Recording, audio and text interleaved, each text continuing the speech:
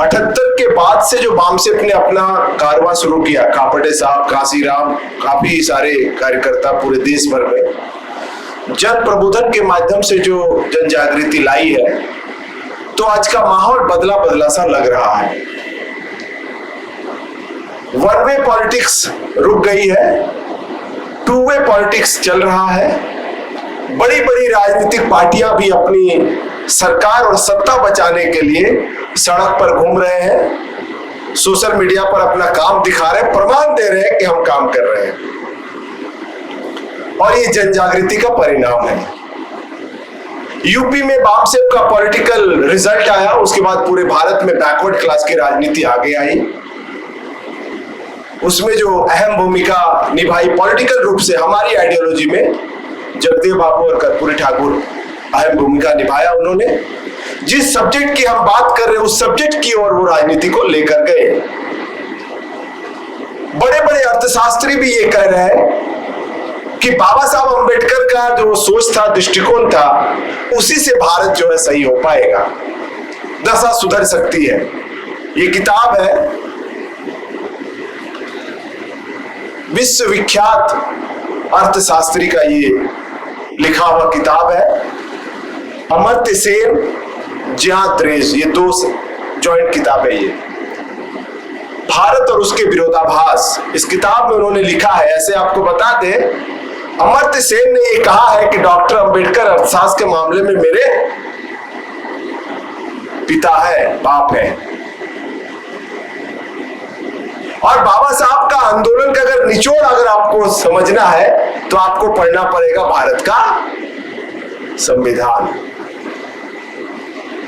जब तक बाबा साहब का आंदोलन चला, अपनी लीडरशिप स्थापित करते गए, तब तक उनका दायरा, आंदोलन का जो क्षेत्र रहा वो सीमित रहा। लेकिन जैसे ही उनको संविधान सभा में अपना कलम चलाने के लिए पावर जनता ने दिया, तब उन्होंने पूरे भारत के लोगों को अधिकार दिलाने के लिए भारतीय संविधान में सारा कुछ सम्मत कर दिया।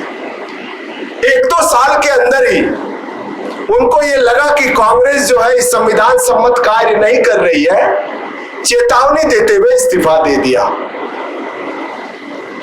एक भी नेता दिखाई नहीं दे रहा है कि संविधान की बात हो, बात अगर नहीं माने तो हम इस्तीफा दें।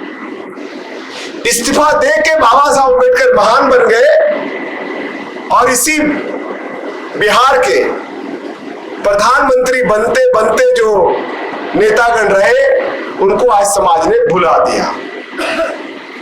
ये हमारे सामने बड़ा प्रमाण है। आज के तारीख में बहुत बाहुबली और बहुत कुछ देखे जा सकते हैं, हमारे अंदर उनकी छवि आ सकती है, लेकिन जब इतिहास में मूल्यांकन होगा, भविष्य में मूल्यांकन होगा, तो ये गौन हो जाएंगे। ये चेतावनी है बामसेफ की ओर से। 10 विधायक, 10 सांसद, 100 सांसद, विपक्ष सब गौन हो जाएगा। और हमारे सामने आज संविधान 70-75 साल बाद ये प्रमाण है। राष्ट्रपति भुला दिए गए, भुला दिए जाएंगे, पीएम सीएम भुला दिए जाएंगे, याद वही रहेंगे जो जगदेव बाबू और कर्पूरी ठाकुर बाबा साहब के लाइन लेंथ में चलेंगे।